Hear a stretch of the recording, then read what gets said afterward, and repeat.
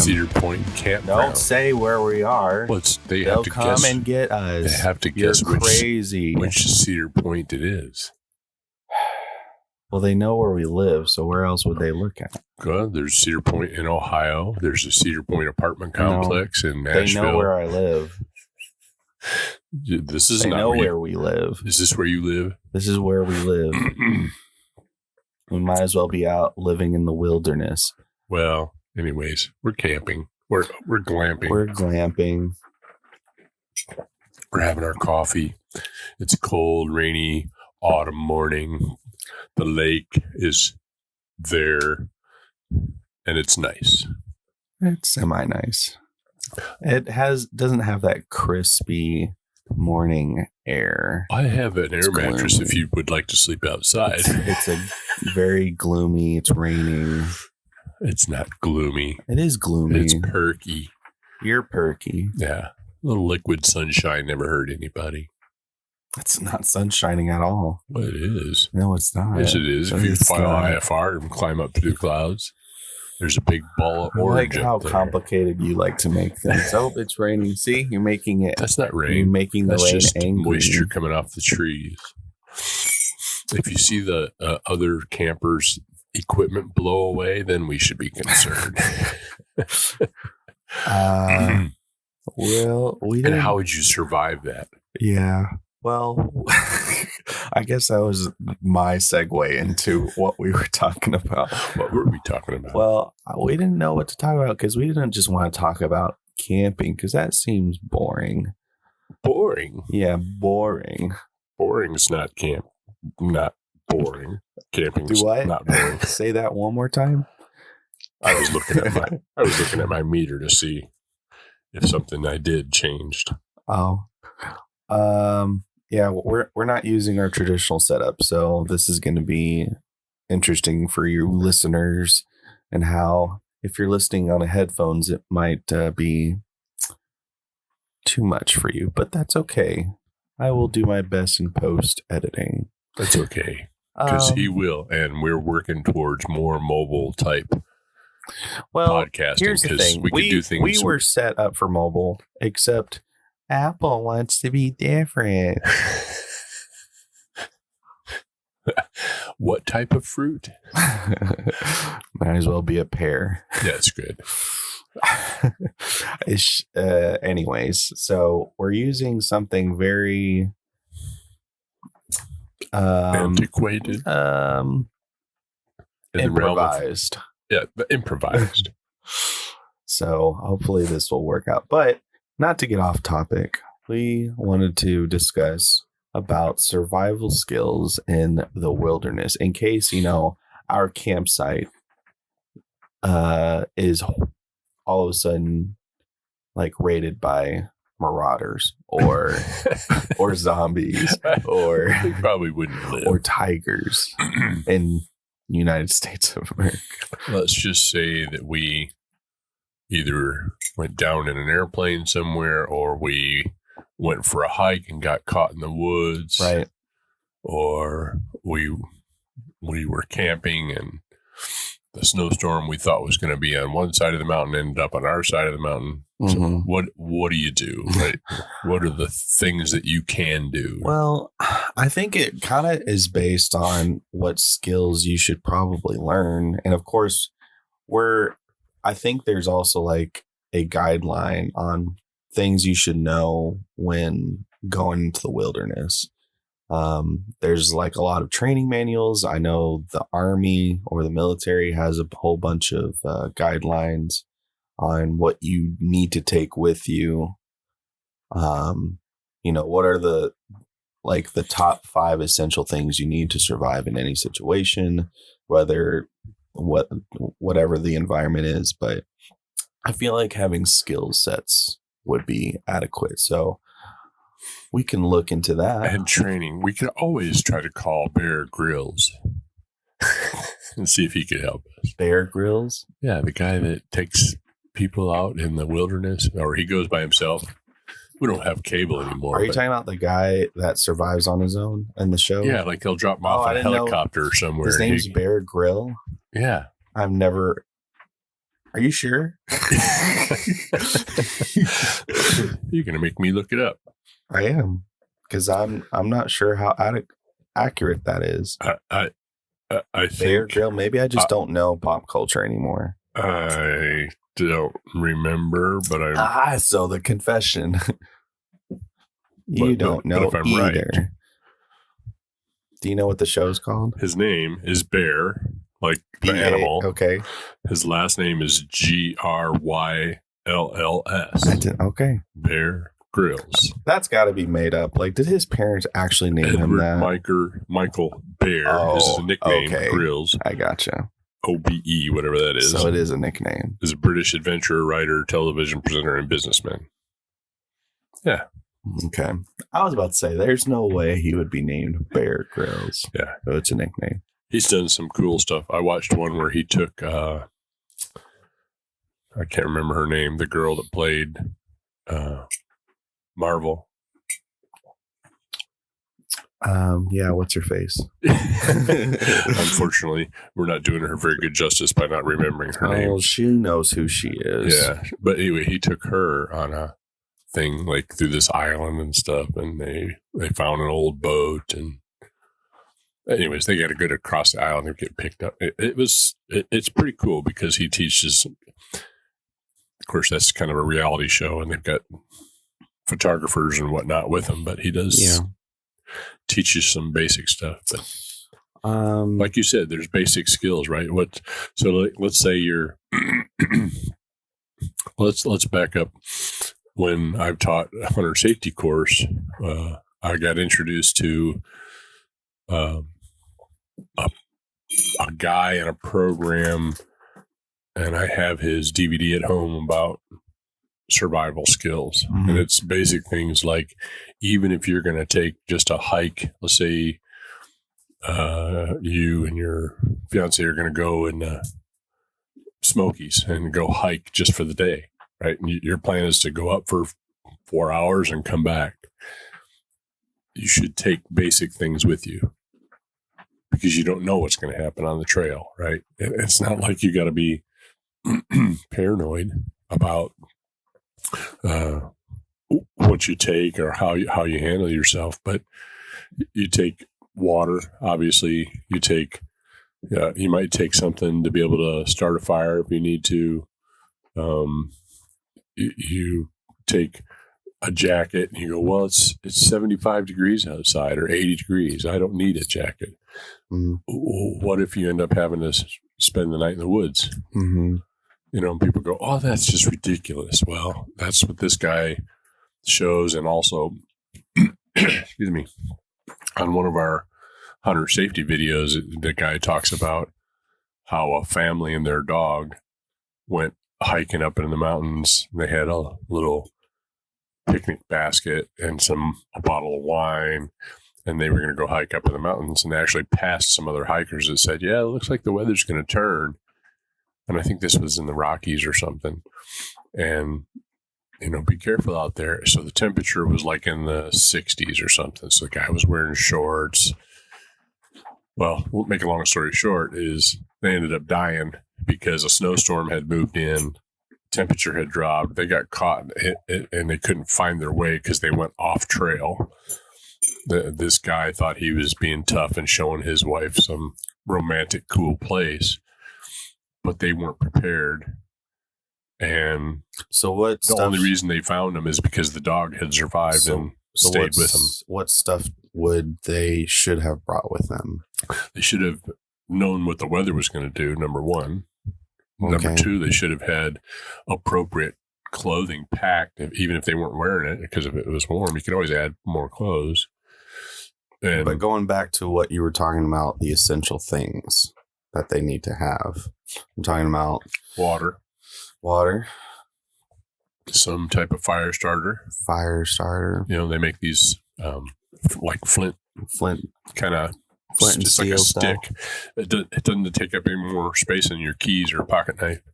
There's some keys or even multi-tools have them now. I wish my Leatherman had that option, although everything else that I love about it has been fairly easy. But I would like to have a Leatherman that has that option. Right. And it's not saying so. You're talking.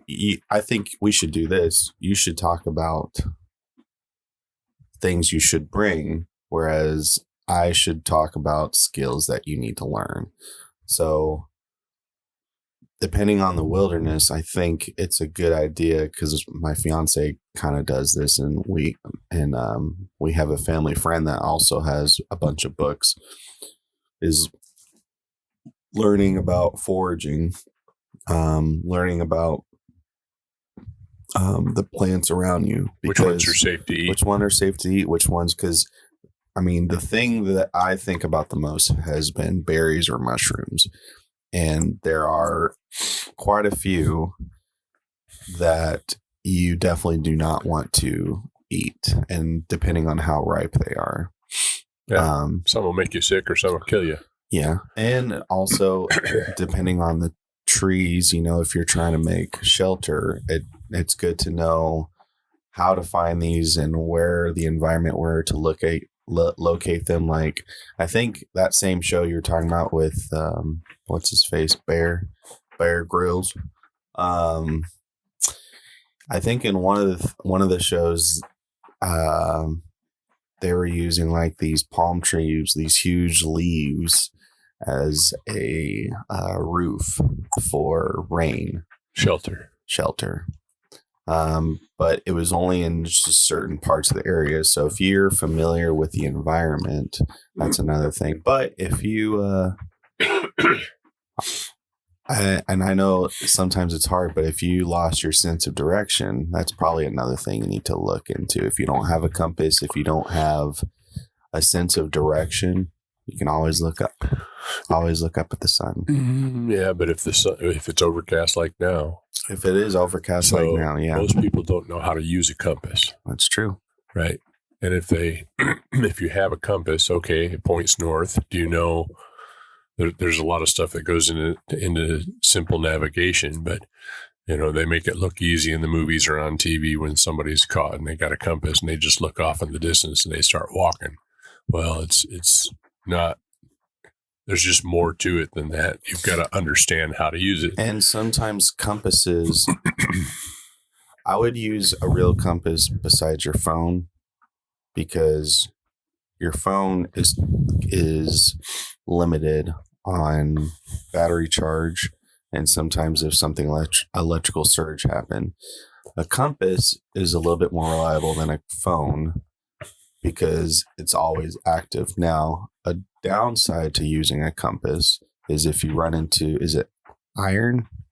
Yeah, some magnetic where it messes with your polarity. Yeah, it messes with the magnetic direction. But again, if you don't know where you are and you have a compass and you also don't know how to read maps, which is a thing that seems to be lacking because people have phones, right? Mm-hmm. You almost need to assume that your phone's not going to work wherever you're at. Don't. Many people think that I would use your phone. Yeah. Only for emergencies if you have a reception. So a phone's GPS and map. Here's a little wake up call for some people maybe that are listening. The GPS on your phone when you're using maps does not use space-based satellites. It's using ground-based antennas to triangulate where you're at. So if you're, again, typical survival situations happen somewhere in the wilderness or out in the far west, you're in Arizona in the mountains or somewhere up in the Rockies, or you're away from stuff where you're not going to get cell signals. If you don't get cell signals, your phone's pretty much useless. Yeah. So this goes back to, again, it's not like you got to go out and buy a big compass. I mean, there's things like you can have, like you said, a Leatherman, or they make certain knives that have compass. Some watches have compasses built into them that are not relying upon batteries. Like even if it's a little tiny compass, but again, you got to know how to walk. Like, okay, so let's say there's a town north of you. If you're smart enough to know that, that's fine. But where did you go? From where north is now, if you walked 5 miles in one direction and you start going north, you could completely miss the town based upon where you're located at the time. It's not just a matter of walking in a particular direction. I also say if you see a good size river, if you follow it, you'll eventually run into civilization. Or yes, if you follow a river, if number one, rivers are kind of life-giving to some extent, animals and, the possibility of drinking water. You obviously don't want to just drink the water, because if you don't have something that cleans the bacteria and stuff out of the river, then you could get sick. I got Mom a water bottle. It'd be the same kind of thing you would take hiking with you. Yeah. But it has a filter in it that filters out. I got it for when she went on a mission trip to Ecuador, because they were going to be in the mountains away from purified water, drinking water, potable water. Mm-hmm. But the other thing is, you talking about skills. This other guy, like I said, I've got a DVD at home. It talks about, let's say you have to build a fire. Let's say you need to spend the night. Of course, if you're in a place like the Smokies that's had forest fires and stuff, you got to be super, super careful if you're going to do that. You're just as responsible as anybody else. You don't want to start a forest fire, but that doesn't mean you can't have a fire if you're in a survival situation. Yeah. But you can take a little pill bottle to put in your little day pack, right? Keep it lightweight, with some cotton that is where you've taken Vaseline, just pure regular Vaseline, and kind of squished cotton balls into it. And that makes a great fire starter with your sparking tool that you have, whatever it is. If you have one. Again, you almost have to build a kit for this. And if you don't have anything, that's another skill set to learn, is how to make a fire from scratch. You'll see a lot of those. You'll see a lot of videos where people have two woods rubbing together. To some extent that works, but I would definitely read more about what techniques and is it possible to learn the type of wood. The only thing, and I wish I knew a little bit more about it. The only thing I do know is if it's not dry enough, if the wood's not dry enough, it will never, ever. So if it's raining, you're almost out of luck. Yeah, like right now, it's soaking wet outside. So if you're trying to rub two sticks together and make fire, it's not going to happen. And if you're rubbing sticks together, you'll always see those old cartoons where they just make a cross and they just rub it side by side. I feel like that's been updated to something else that's more useful. I've also seen, and I don't know how accurate, I forgot what the science is behind it, but I've seen people where they dig a small trench for the fire, so that way the wind doesn't blow it out whenever they do that. A good example to watch is Tom Hanks in Castaway. Mm-hmm. Yeah. When he's on the island and watch the pain he goes through trying to, just to make fire. Rubbing sticks. He gets blisters on his hands and stuff, and then he figures out he's using bamboo or something. Yeah, but he ends up finding a split because he needed air down at the bottom of that piece, and as he was spinning it. So again, it's a good thing to kind of refresh yourself on some of these things. I think a lot of the survival skills that can be learned and taught are something you can use in everyday life if there's just natural disasters, right? I think to be prepared. You talked about shelter. Yeah. When I was a Boy Scout, that was one of the things we learned how to do is build a lean-to. Yeah. Right? Because, if it's like raining like today and it's overcast and you can't see where you're going, or nighttime is coming and you're not going to be able to get out, then it's time Is there more coffee? time to Dad's gonna talk to you while I get some coffee. The time to build your shelter so you can have some protection from the elements. I agree. Getting hypothermic can happen even when it's 55 degrees outside if you're exposed to it long enough and don't have the right kind of That's water. Protection. That's not coffee. That's water. No, it's in the big blue coffee pot. Coffee would be in the coffee pot.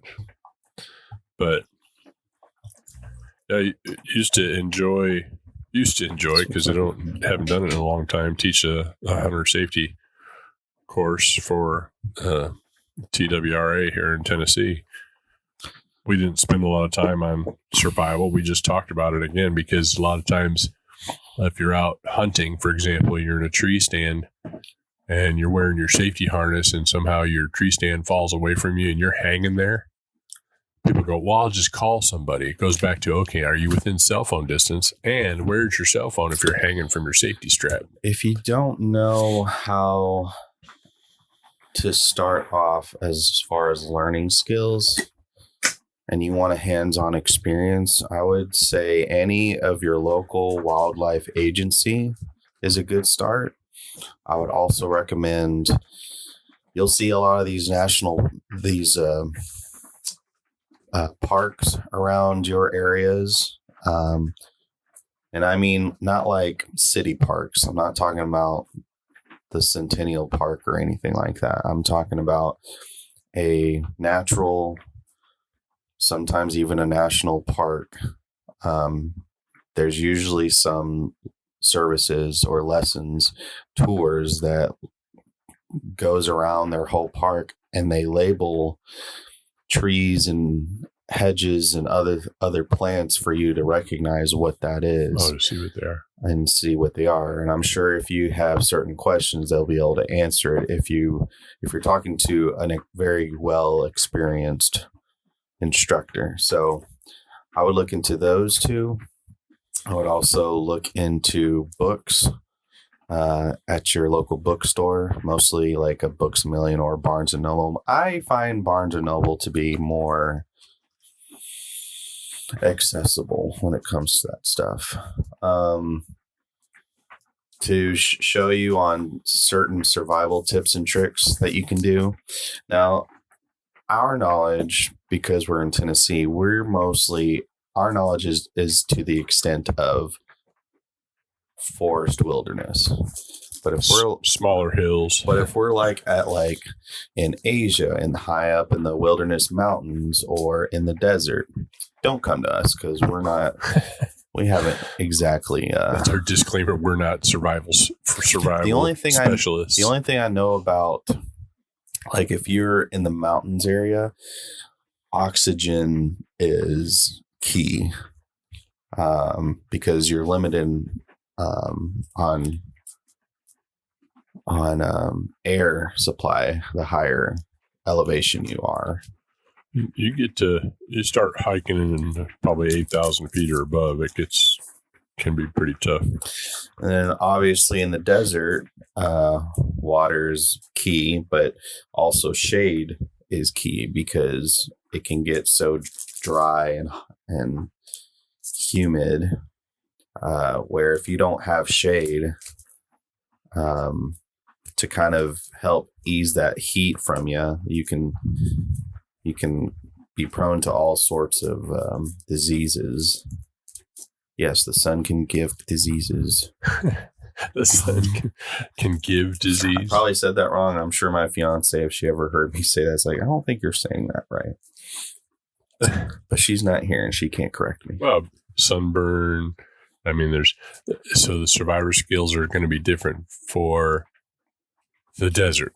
Survival skills for Alaska and, up in way north up in Canada, Hudson Bay area. Survival skills in the Caribbean. Survival skills in the Pacific. It's just even in Iceland or Greenland up north.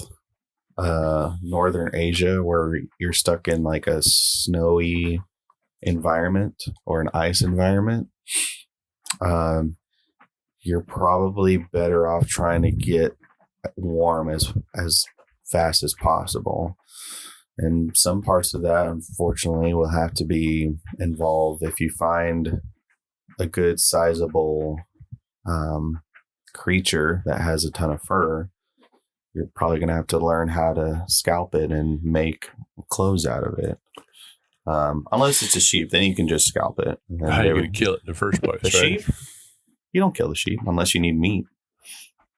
Gotta have protein. Gotta have. Bear eats bugs. Bear beats bugs. There's all kinds of stuff. It's the cool thing about learning the skills. I mean, if it's life or death situation, you got to understand that you're going to do things you wouldn't normally do.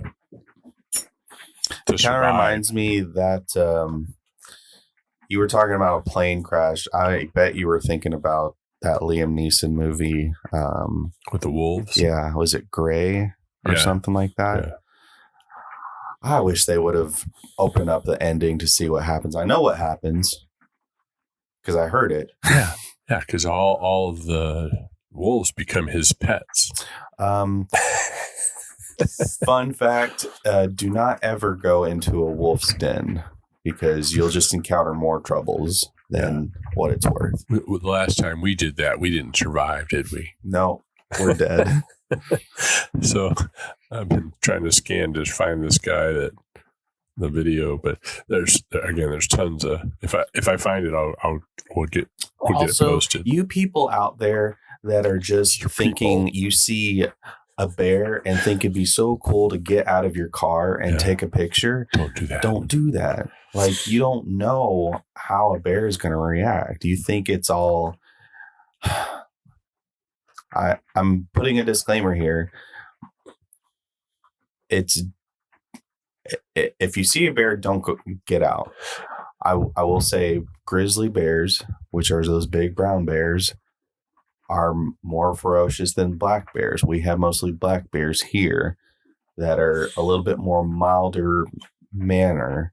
However, that doesn't mean an animal can just all of a sudden just get triggered and come after you for whatever reason it feels like it.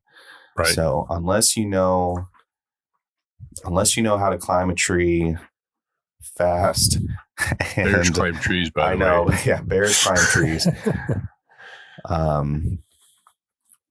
Just don't try and fight it.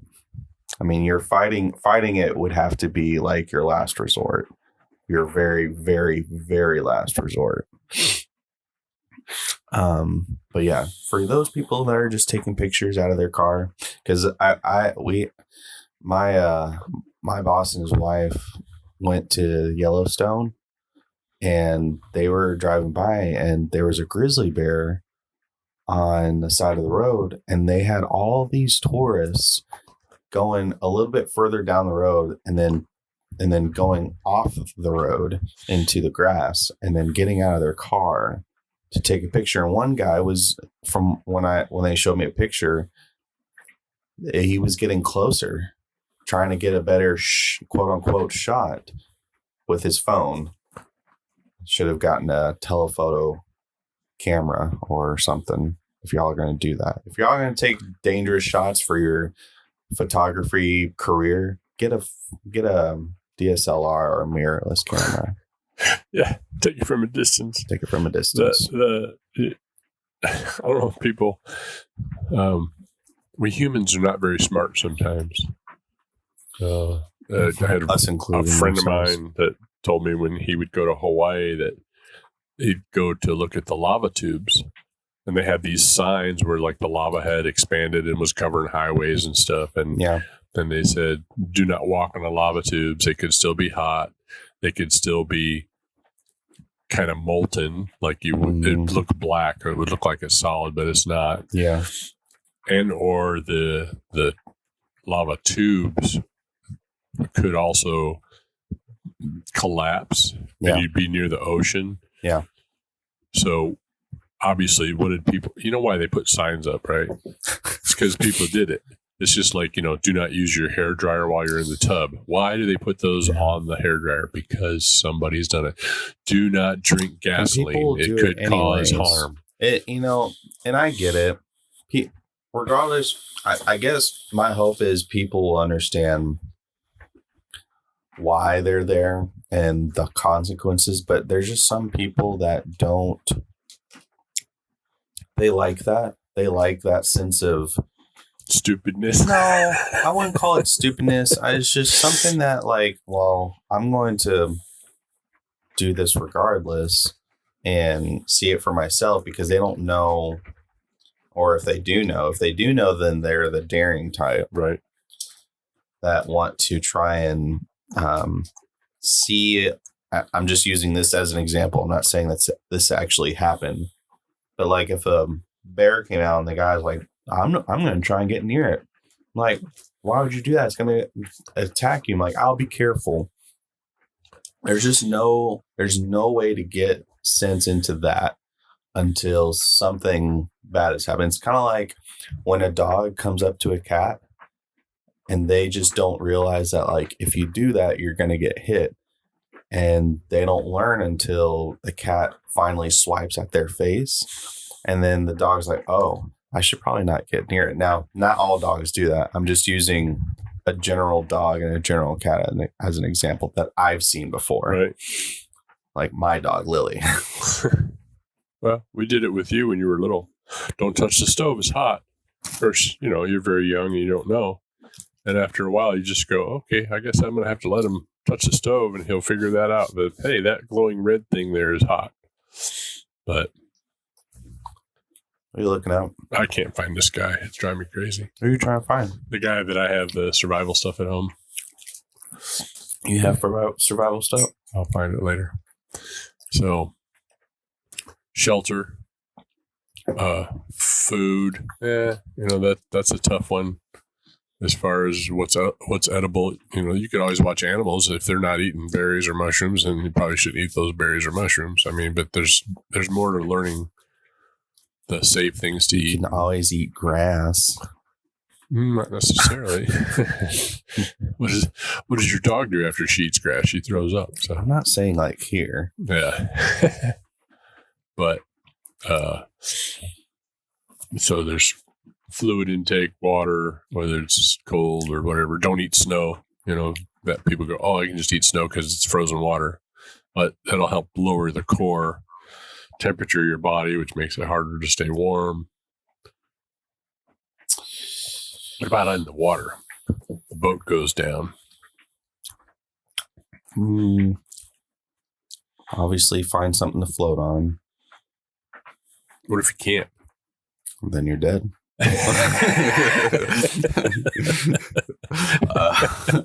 I've heard things like, although they're not perfect, but you could take your pants off.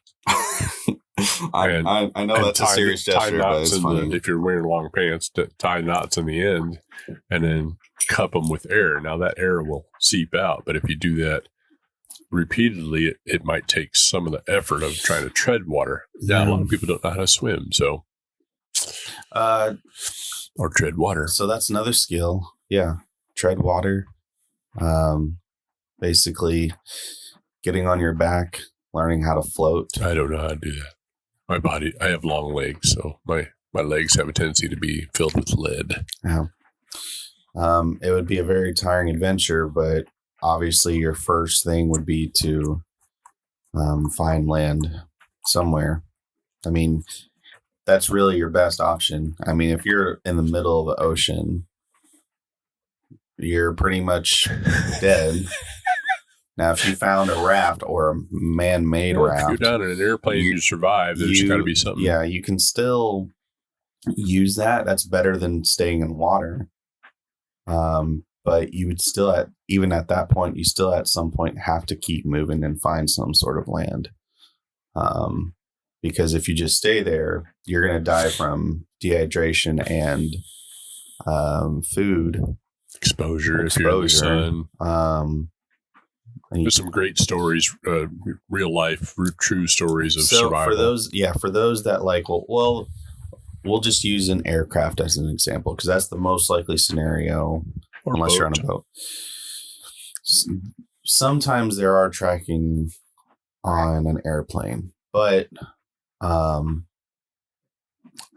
heard where the tracking is only the transmission only goes off after a certain number of minutes instead of seconds. So it's not an ongoing process. So, and sometimes it's not accurate. Plus, also, you're in water. Water could be moving. You could be slowly drifting at whatever direction and be almost miles away from where you're, where you fell. Even if they did get it. And plus, it would take time for them to go out there and look for you. So, again, your best option, if you have a raft, and this would be very hard for your arms and legs, is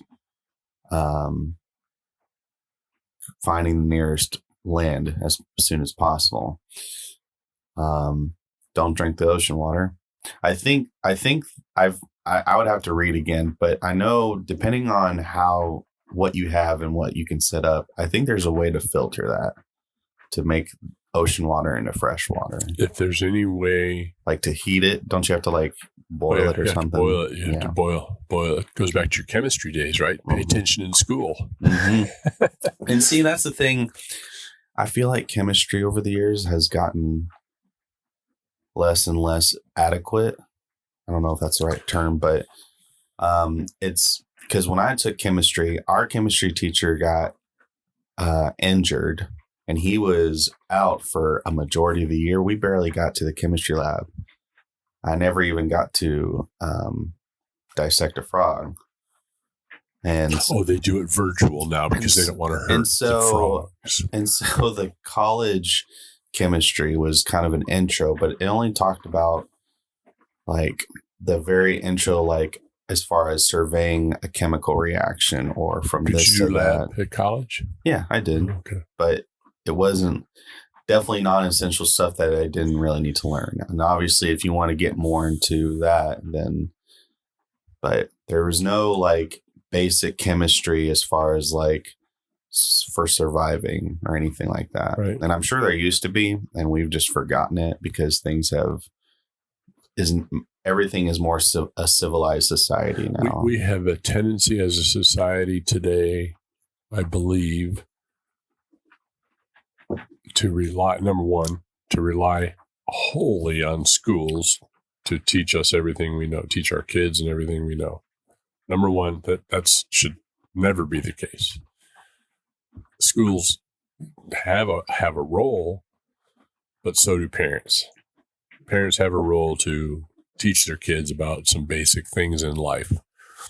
Then our message to young people would be pay attention in school.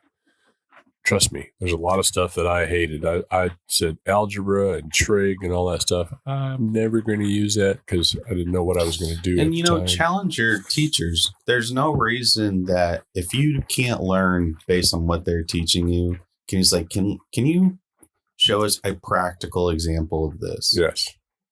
And I'm sure some teachers will jump up to that challenge. So one of the funniest things for me the last year was I used something about triangles and angles. Oh yeah, geometry, folks, math. That I thought I mean, I'm a pilot, and I have to know triangulation, but it doesn't have to do with angles so much. Yeah. As does compass directions.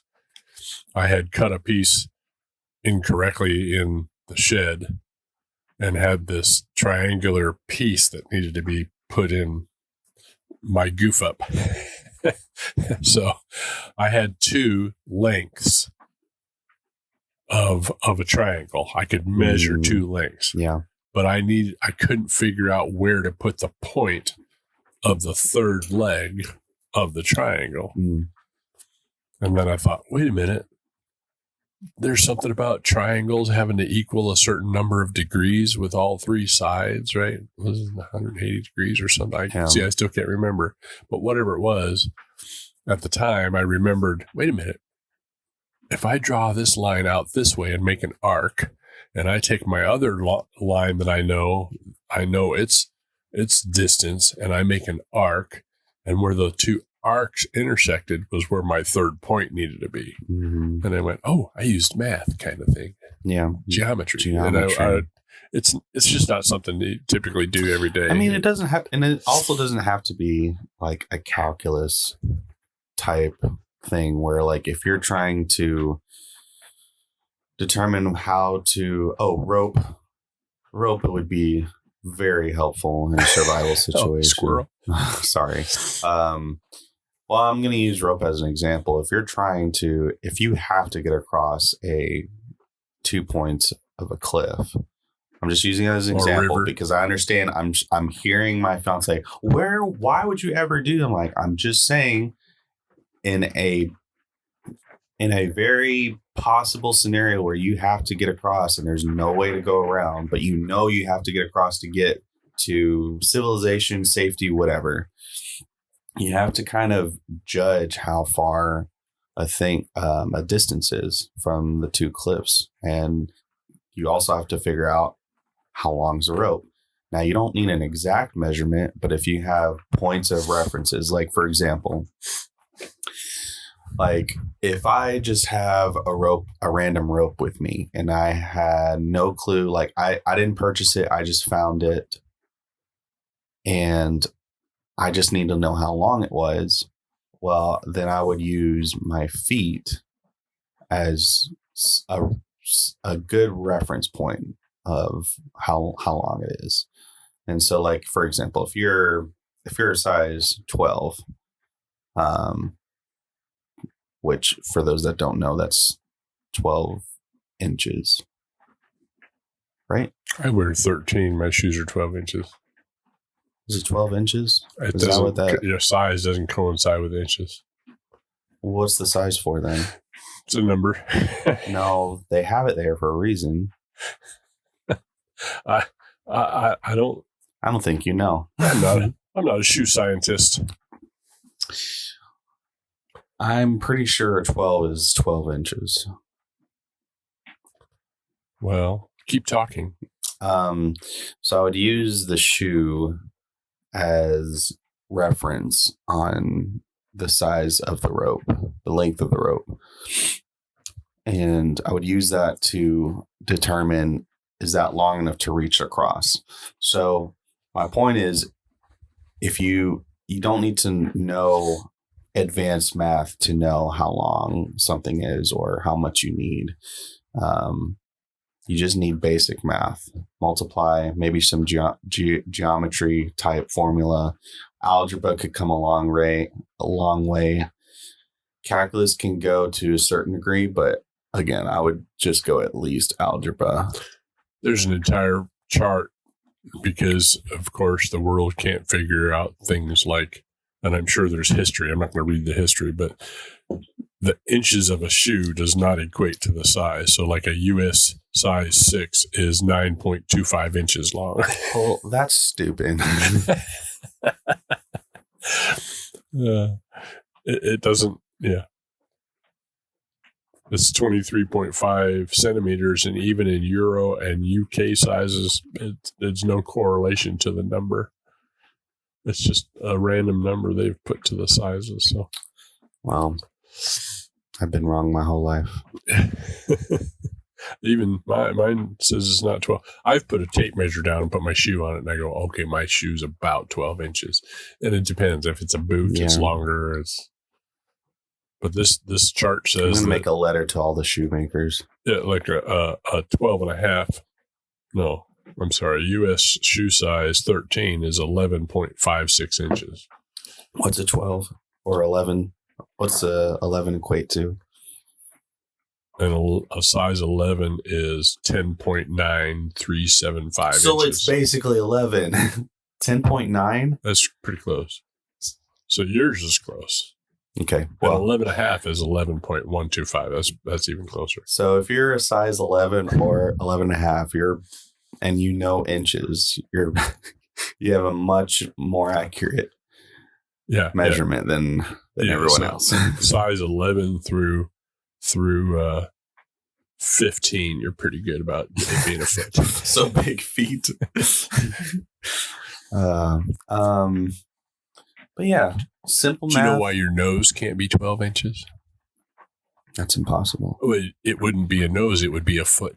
Dumb. Dad joke for the simple day. Math, simple chemistry would be great areas, fundamental stuff to learn. Simple botany, simple biology. Yeah. A lot of sciencey stuff. Yeah. Same thing in the lakes or oceans. There's a lot of things as far as eating. Yeah. That, you'd have to be careful about eating or touching or whatever.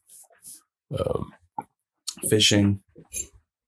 Learn how to fish. Learn how to fish. I mean, again, watch Castaway, him trying to spear fish and things in shallow water, and there's crustaceans, and then there's things about eating stuff raw. For those of you that just absolutely hate fish, you gotta pucker up. Well, or bugs. Bugs too. Yeah, that'd be the toughest thing for most people. Tough for me. Yeah, because I feel like I would have to cook it before I eat it. Yeah, but you gotta watch bear sometime. Yeah, and it's not a word. I know this. Insectology. I could hear Lauren like yelling at me right now, and I'm gonna get it wrong. I'm gonna say entomology, but I think that's wrong. Yeah, learn basically. I was right. You were right. Good job. You get a gold star. Zoology concerned with the study of insects. Entomology. Lauren, be so proud of you. Pat on my back. Learning that the animals that wouldn't hurt, so that way you can. I know, like, there's certain animals, if you do try and trap or hunt, you have to be careful on the way you cook them. Like, for example, if you're like in a desert and you can cook a snake, but you also have to be careful on like getting it and not eating their poisonous, venomous. Yeah, the glands are usually up near the head, but like for a rattlesnake, if you're successful enough to kill one, but typically if there's one, there's more. Is that rattlesnakes or vipers? Rattlesnakes. Or cobras, I'm sorry. Cobras. I don't think we have vipers and cobras. Why do it have to be snakes? Huh? That's a rough. Snakes. Why does it have to be snakes? Snakes. Indiana Jones? Oh, snakes. Come on. There's always snakes. What? I hate snakes.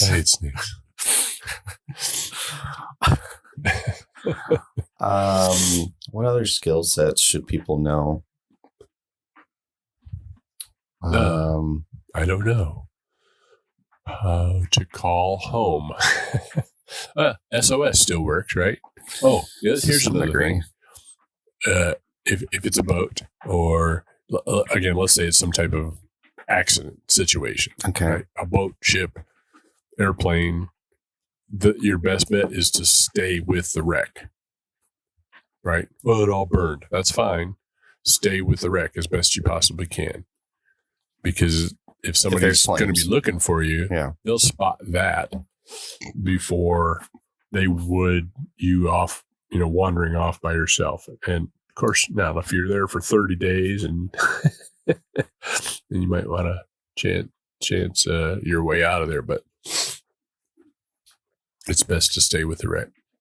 Now, if you're the type of person that can't do any of that, if you're not physically able to do that or don't know a whole lot of, you flunked in math and science, well, and life, just hope you got a good just start relationship yelling with your Lord Jesus Christ. So because you'll be seeing him soon, but we don't mean that in a bad way. It's just, again, go through life intelligent. My grandparents used to say, again, you got to always, it's Boy Scout motto, always be prepared. Yeah. Not paranoid, just be prepared. I don't think you have to be necessarily smart or intelligent either. I feel like you just got to be able and just know your surrounding and what you should and shouldn't do. and there's a time to be cautious, but also in surviving, there's a time to take risks, and it just depends on, like the situation as far as surviving. I also, well, if you have other people with you, I would really, and you're out stuck in the middle of the ocean, because this goes really deep, because I was like reading or watching a documentary about people surviving the ocean, and there was a few of them, but they were lacking food. They couldn't fish, they didn't have anything, so they had to resort to cannibalism. I don't want to do that. Like, I'd rather not do that. That's just me personally. You don't want to sit across the raft from somebody and go, "Oh, you look mighty tasty." That actually happened. I'm just trying to remember who it was. More than once. It's happened many times. And there's the famous survivalist airplane crash in the Andes Mountains. Oh, yeah. Soccer team. And after, I forget what it was, 2 months. Or something crazy. One of the guys hiked out, like finally made a decision to hike out. But didn't they make a movie about that? Absolutely. We haven't watched it yet, have we? I have, but you probably haven't. You have. Maybe. He likes to watch movies without me. Well, I think that'll about wrap it up for our wilderness talk. Yeah. We're no pros, but I think we have a good sense of what we should and shouldn't do. Yes, we're going to cook our survivalist breakfast this morning. Our eggs and toast. And our glamping orange juice. Yeah. And our glamping RV. Let us know what other kinds of things you'd like to have us talk about. We're always waiting to hear from our fans. Yeah. Do you want some more advice from our non-expert ideas? We're good with technology. Yeah, we're good with airplanes. We could start an organization with mechanics. Oh, I got all kinds of stuff I could talk about airplanes, about people doing stupid what you shouldn't do online. But yeah, we're happy to talk about that kind of stuff. So find us more next time. Look up more contents. Best way to get access to all of our stuff in our podcast and our videos and our blog is at www.kenscrew.com. Again, that is www.kenscrew.com. Ken's Conversations. I've got a blog out there that I've put a couple of items out there in the aviation section. I posted some gaming stuff. Our first episode of our Sly Cooper, which we're hoping to do at some point. The second episode will be out soon, hopefully, and we're hoping to finish that and more commentary from my father. Yeah. But that'll about do it. So we'll see you next time. I'm Kenny. I'm Ken this time. This is Ken's Conversations. Bye.